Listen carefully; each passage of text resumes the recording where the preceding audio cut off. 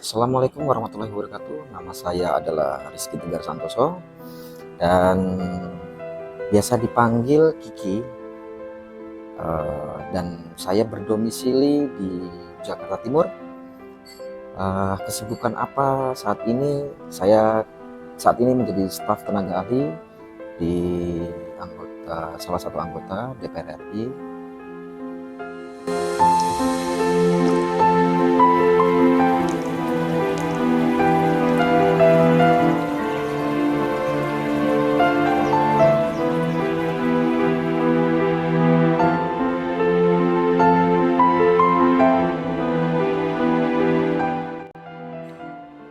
Saya sudah menikah kurang lebih baru 5 tahun. Perjalanan kisah kami bertemu itu sebetulnya diawali dari memang kita hanya berteman saja. Lalu awalnya malah justru bukan dengan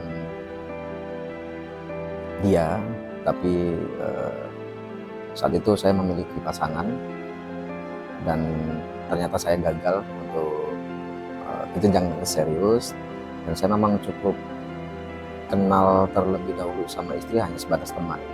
Lalu kita putuskan untuk menikah di tahun sekitar 2018 kalau nggak salah. Kita sekitar 4 tahun kita kenal atau berpacaran.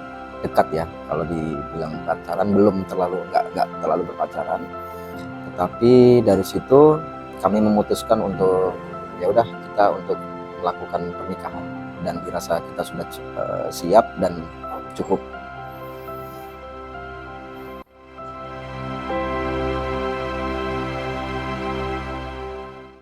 Umur calon tuh waktu itu ya, saat itu masih calon, yaitu di atas saya, dan memang kebetulan umurnya itu nggak terlalu jauh sih, cuman hanya beda 1 tahun. Lalu ya udah kita merasa saling cocok, saya rasa juga memiliki trust untuk sama-sama memiliki kepercayaan itu dan yakin. Ya udah, akhirnya saya untuk memantapkan untuk melamar dan menikah.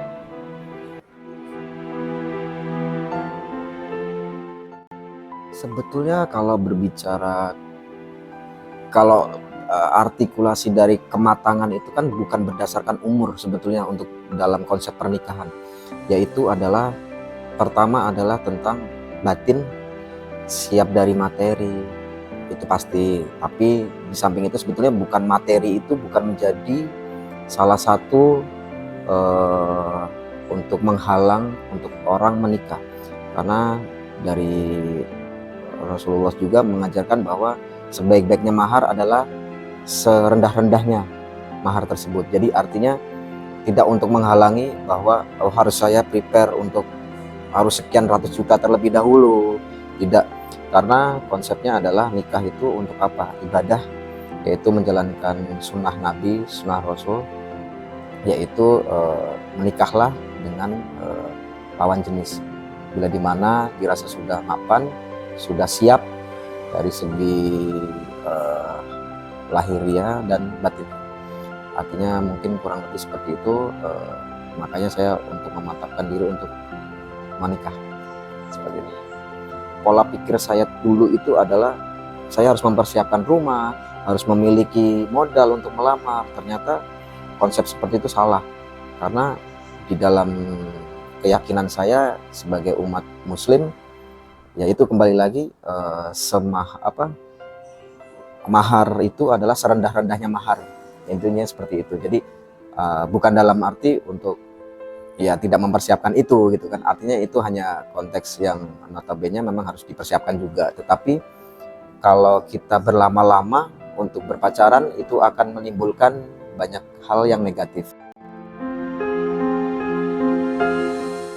Alhamdulillah sejauh ini mahar dari pihak istri waktu itu tidak mematokkan atau mengharuskan mahar itu ini gitu.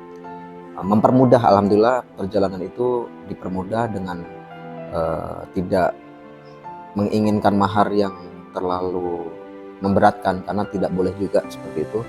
Dan namanya orang tua pasti membiayai anak, gadisnya ingin mendapatkan yang terbaik.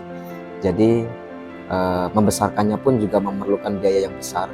Artinya saya juga harus menghargai itu, dan artinya juga harus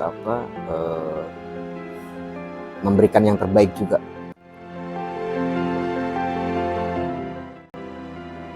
Nah, ini penting sekali yang perlu difahami dalam rumah tangga. Soal ribut itu pasti ya, ribut itu pasti dalam rumah tangga, semuanya akan ribut atau bumbu-bumbu, kalau boleh dibilang itu adalah bumbu, ya bumbu dapur ya. Bumbu dapur. Kalau sebetulnya kalau saya berbicara seperti ini karena banyak tips-tips atau orang-orang yang melakukan.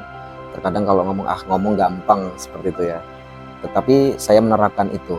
Menerapkannya dalam arti kita sama-sama ketahui perempuan itu moodnya adalah gampang meledak, gampang emosional, dan terkadang baperan juga. Nah, sebagai itulah namanya rumah tangga. Makanya tidak ada sesuatu hal yang notabene semuanya sempurna, karena itu harus saling melengkapi. Bagaimana cara saling melengkapi? Yaitu adalah saling menutupi satu sama lain dan menutupi kekurangannya. Di saat istri menjadi api, bagaimana peran kita menjadi air? Bagaimana kita saat kita menjadi api, diharapkan istri juga mendapatkan air. Nah, terkadang kalau kita mengharapkan istri masih menjadi api dan kita menjadi api, nah apakah biasanya, nah itu yang sering terjadi. Bagaimana langkahnya? Saran saya adalah keluar rumah dulu. Keluar rumah atau pergi ke warkop, atau dengan cara apapun bisa dilakukan, atau mungkin bertemu dengan teman. Tapi setidaknya jangan menceritakan apapun. Kalau masih konteksnya masih boleh dibagi silahkan, tapi karena kalau ranah rumah tangga, alangkah baiknya lebih ke private, tidak menceritakan apapun yang ada dalam rumah tangga kepada siapapun, karena itu sebagai aib keluarga sendiri. Nah, alangkah lebih baiknya menghindar terlebih dahulu, cari ketenangan. Di saat sudah dirasa sudah tenang, barulah ke rumah dan ngobrol baik-baik. Insya Allah pasti istri juga akan mengerti. Lebih baik adalah menikah. Terkadang seperti ya, saya tidak memungkiri juga, dulu karena saya orangnya adalah tipikal orang yang serba sendiri, serba apapun sendiri, hidup sendiri, karena saya bukan terlahir dari orang yang berada. Artinya harus prepare bagaimana mempersiapkan masa depan. Terkadang hal tersebut menjadi ketakutan, atau tanpa kita sadari anak muda sekarang takut untuk melangkah menikah gitu. Jadi berjalannya waktu mereka memutuskan untuk berpacaran, dan akhirnya lari kepada perbuatan yang dilanggar. Percayalah bahwa rezeki, jodoh, maut, semuanya itu sudah ada yang mengatur, dan jangan takut untuk menikah. Kenapa? Karena rezeki itu sudah ditentukan. Rezeki anak kita, rezeki saya, rezeki istri, itu sudah ada yang mengatur. Artinya tidak perlu dikhawatirkan untuk bagaimana mempersiapkan nanti di rumah tangga, sedangkan saya belum memiliki apa-apa. Percayalah, semuanya itu akan ada porsinya, dan Tuhan akan memberikan bila mana waktunya sudah pas. Kita memaksakan, tapi kalau Tuhan belum menghendaki, itu akan tidak ada keberkahannya. Artinya percayalah, untuk menikah karena Tuhan sudah menentukan garis rezeki kalian dalam rumah tangga.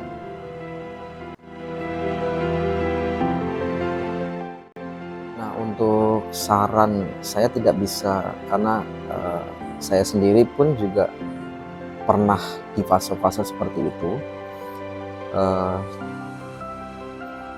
Keretakan atau bahkan ketidakharmonisan dalam rumah tangga itu sering terjadi.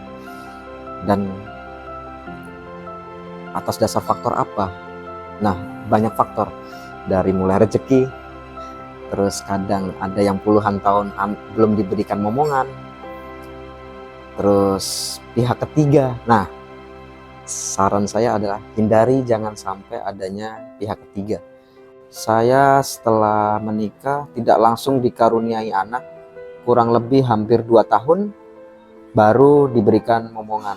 Artinya itu pun dalam kurun waktu 2 tahun aja banyak omongan-omongan miring gitu.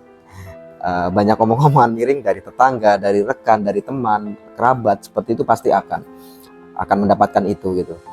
Namun alangkah lebih baiknya kita abaikan atau kita hiraukan, karena rumah tangga itu yang menjalani adalah kita sendiri dan bukan dari berdasarkan orang lain.